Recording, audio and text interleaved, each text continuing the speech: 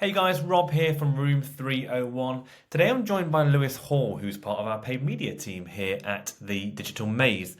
We cover lots of different topics, such as why it's so important to ensure we're tracking data as efficiently as possible, not just the campaign data, but the sales conversion data, the website traffic data, all the data in that buyer journey to ensure we're making the best decisions possible for our marketing. And we also discuss where businesses tend to burn the most cash in their marketing campaigns. Let's get into it. Lewis, what's the number one reason businesses burn through PPC budget and don't see results? I guess if it's going to be there's two reasons in my opinion, but the number one thing that, especially with smaller advertisers, I think it comes down to tracking, not having conversion tracking set up. If you've got, we'll take lead gen as an example. If you're a B2B company, you need a mass lead flow and demos booked or whatever. If you're telling Google, hey, we want to get this many leads, we want to get people to sign up to the form, we need to capture information, and you don't have any conversion tracking up to tell Google what this lead is it just goes after anyone, random clicks. It just sort of maximizes how much traffic it comes to the site. Now, the problem with that is there's no optimization goal.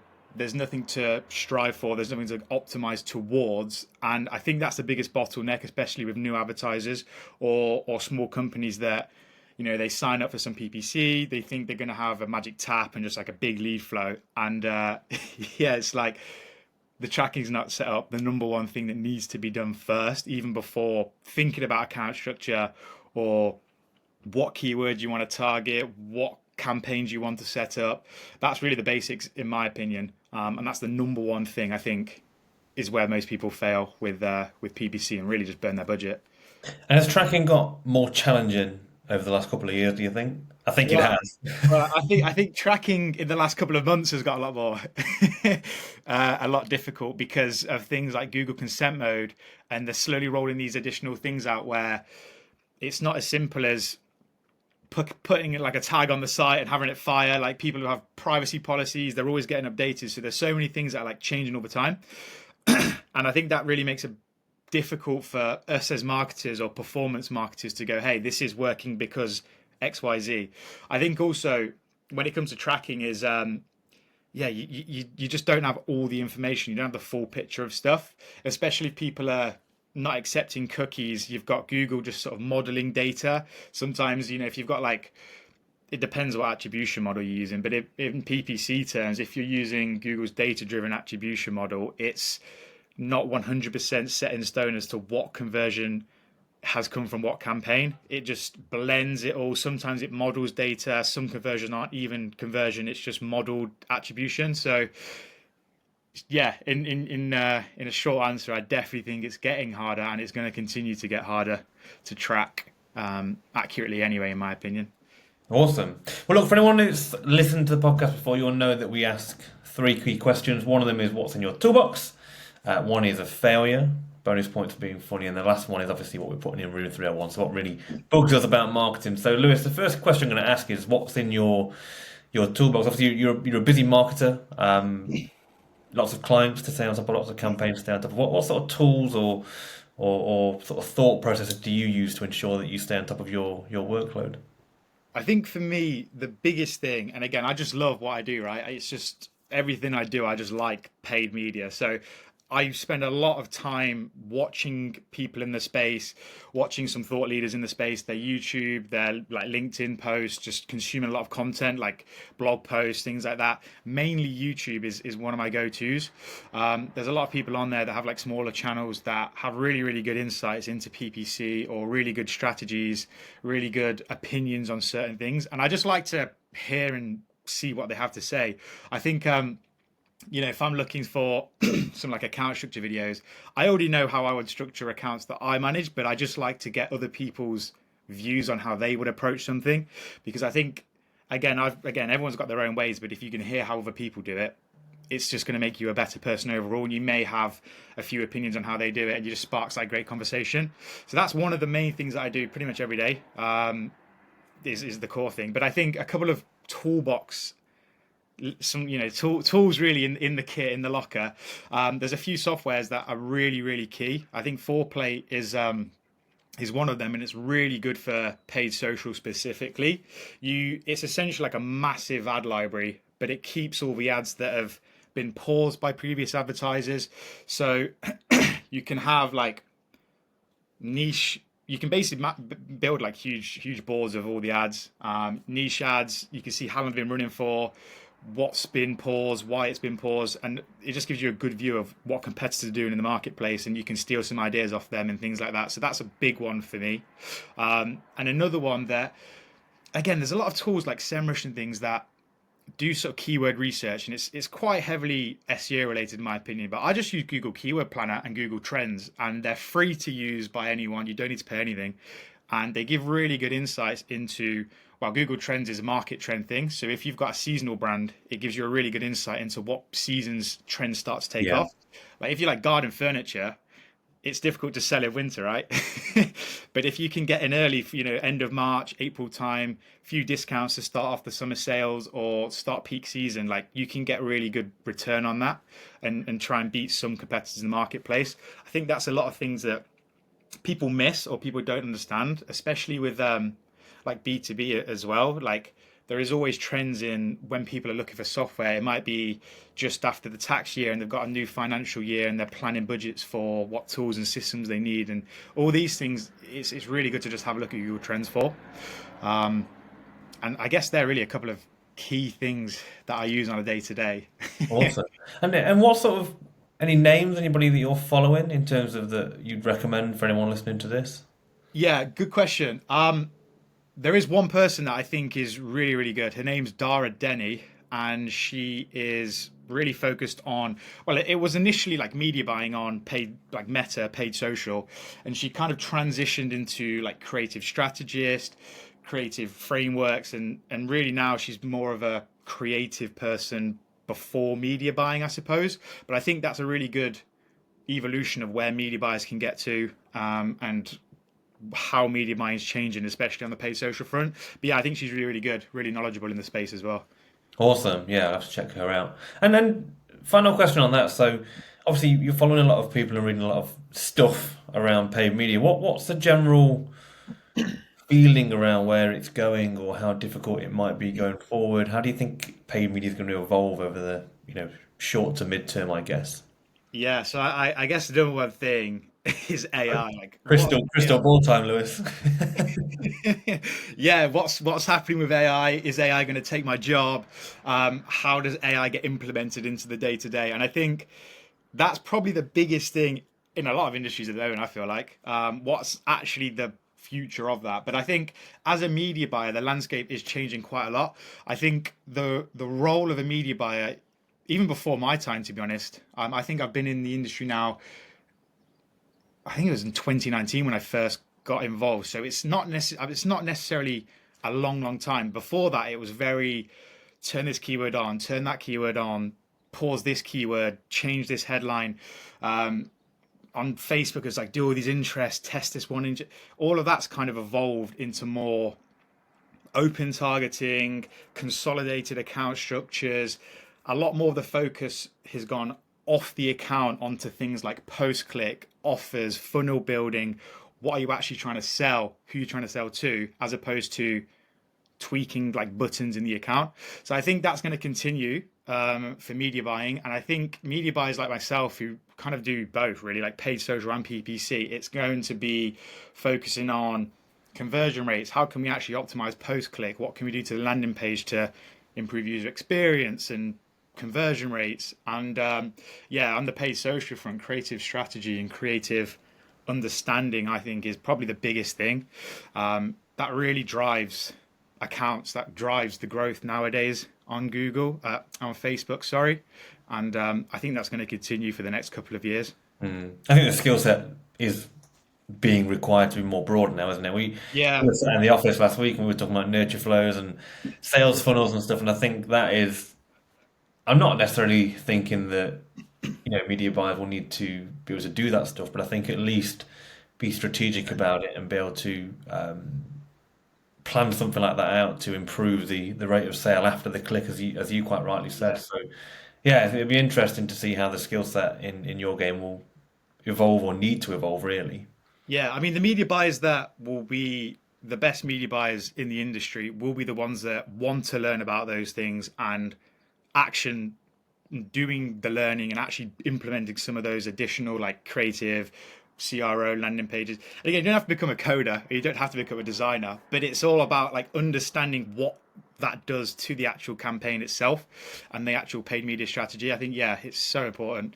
And Yeah, yeah. No, I agree. And I think there's lots of tools out there that mean you don't need to be a coder anymore. A lot of yeah, brands, a lot, true. lot cool interfaces where you can just sort of drag it and pull it all together and sort of hack it together like that. So yeah, I think it'll be an interesting couple of years. And I'm looking forward to seeing how our business evolves as well with all of that really, which would be cool.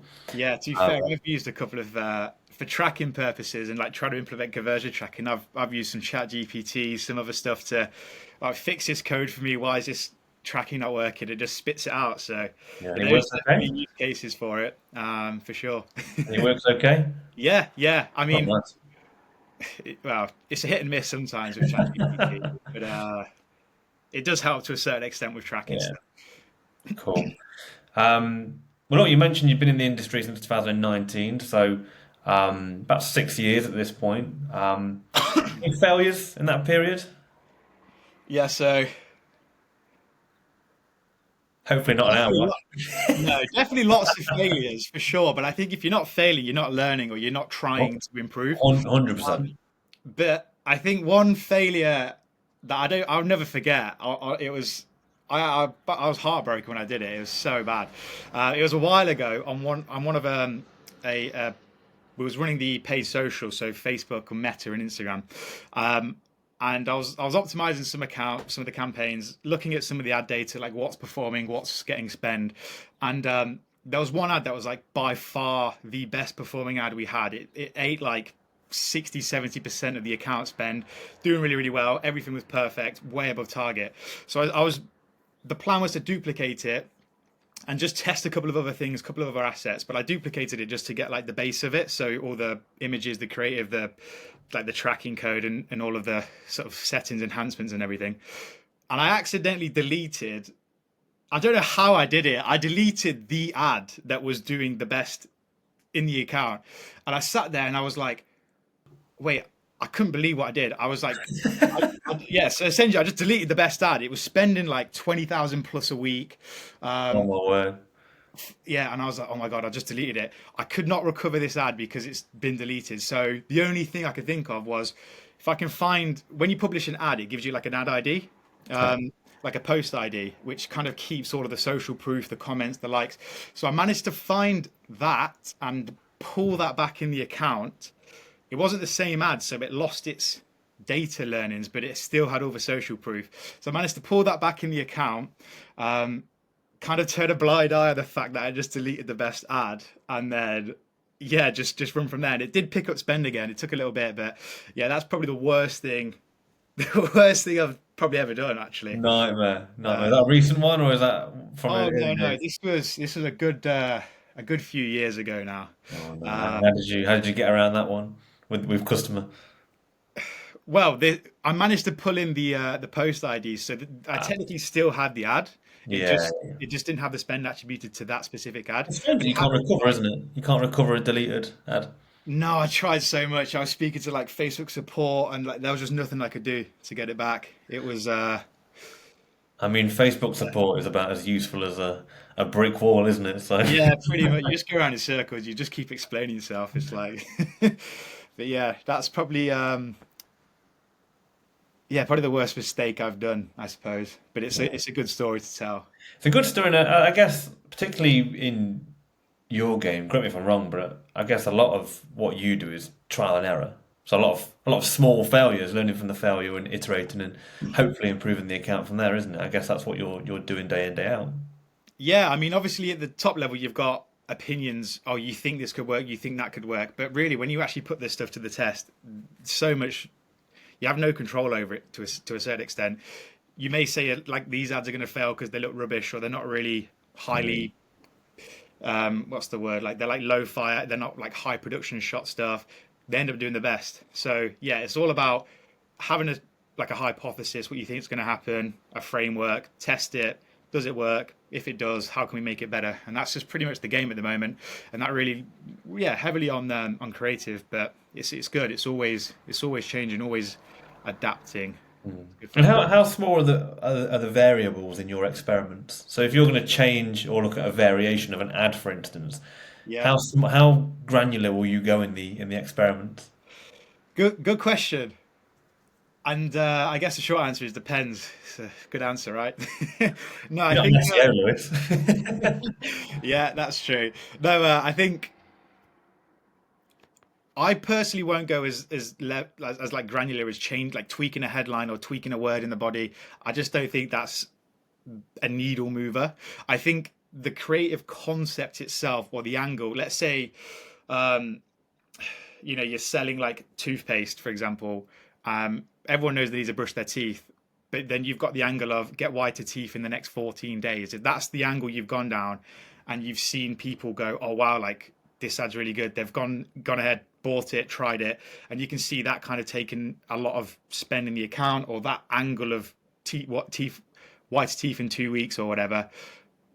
Iterate on that concept alone. Don't tweak the headline. What goes, oh, white teeth in 2 weeks, because it's the same kind of thing. I would make more creative on the idea of you get white teeth in a very short amount of time if you buy this toothpaste, and you don't need to go and get composite bonding, or you don't need to go get veneers. That's the kind of testing I would do, for example, around that concept, at the top level. Got you. And does that apply even if you had sort of unlimited budget, or is that for a somewhat limited account? Yeah, I mean, even with unlimited budget, I think if you find an angle, because obviously we're selling toothpaste, so one angle is white teeth in 14 days. One angle could be fresh breath, and then from that fresh breath angle, you can say like, oh, like your partner will love like kissing you or whatever. Like they're the kind of angles you can go off of, like a core angle or core winning concept. And it may sound silly, but there'll be an audience that read like a headline that's like, oh, like fresh breath, blah blah blah, and they'll go, oh, actually, like that's I need to have a look at this, and they give you the time of day to click the ad, have a look. So even on massive accounts or unlimited budgets, I think yeah, starting there, finding a winning angle, and then ways to build off of that angle is really the core, and that will grow accounts to, well, it can grow to a ridiculous level if you've got that sort of foundation locked down. Awesome, awesome. That sounds good. And the last part of the show is called what we're going to put in Room 301. So, Room 301 is a place where we put everyone's pet peeves in marketing. So, what annoys you about marketing most, Lewis? I think the one actually yeah, this is definitely my core thing. I think everybody, if the business somehow is not doing quite as well, or it's not quite on target, marketing is always an easy finger point and people to take the blame. And I think especially in paid media, again, maybe I'm a bit biased on this one, but I think especially paid media, when you're actually spending ad dollars, it's so easy to go, hey, like, why is this not working? We're spending this much and we're not hitting our targets. And it's so easy to go, oh, you guys, oh yeah, you're doing the pay, like fix it, get it working. When really it could be a wider view, and your product's not priced right, the offer's just not resonating with the audience. And yeah, I think that's the biggest thing for me. No, I totally agree, and I think given the agency space that we're in, we often fall victim to that in terms of Yeah. maybe our metrics are looking pretty good, but if you look at the entire buyer journey, well, the drop off is actually at the bit after we've provided the lead. The Yeah. sales conversion rate is not good enough, or sometimes it's pre that, it's the product's not priced right. I think something that again we find challenging, and I think I speak for a lot of agencies, is historical data comparing even pre and post COVID. Now is for me, it's a very different time, isn't it? Yeah. If you haven't got historical data, it's almost impossible to set projections, set forecasts, set benchmarks. In my opinion, especially if you don't know what's happening after the click. If we don't know how they're taking the sales call, for instance, Yeah. True. it's almost impossible, isn't it? So, no, I totally agree. I totally agree, and I think how do you approach those conversations if it is with a client or if you're sort of in-house, maybe a stakeholder? Yeah, good question. I think again, once you've took the hit or the initial, hey, it's your fault or whatever, like really iron out what's happening in the account and explaining like what's actually going on, because a lot of people don't really understand. Like if I can sit here and talk about all the tiny little metrics or changes to be made, but again, like at a granular level, especially if it's like stakeholders stuff, they don't really care about that stuff. They just want to know the Mm. top line. We're spending X, we're not getting it, this many leads or whatever. I think, yeah, understanding what's the actual, let's do the lead example. What's the actual quality of these leads coming through? Are the people filling out the form of value to the business, or are they just being binned and threw away? And if you can understand that, at least you can understand where they're coming from, what keywords they're coming from. Is it related keywords? Is it irrelevant stuff and you're just getting cheap leads? You can sort of do some optimizations based on that. But you can take that a step further and go, of the qualified leads, who actually ended up buying the service or signing up to the software or taking action. And then you can use all of that data you can just plug it all back into Google Ads, for example, or plug it into all the platforms. And you can start optimizing for these qualified leads, for these converted leads. And it just helps the actual platform itself. And yeah, I think it's just understanding that media buying or paid ads is just one cog in like a post-click funnel, or 100%. even a before funnel, especially for things like B2B or software. It's not first interaction, I'm going to sign up to your system and buy it or book a demo or buy your service. It's like you need a few touch points to even interest and potentially get a call booked or get a lead through the door. So yeah, I just think it's trying to relay the point that how the account's set up on a top line, where the budget's going, what kind of audience is actually seeing it. Is it the ICP, or are we kind of missing the ball on that?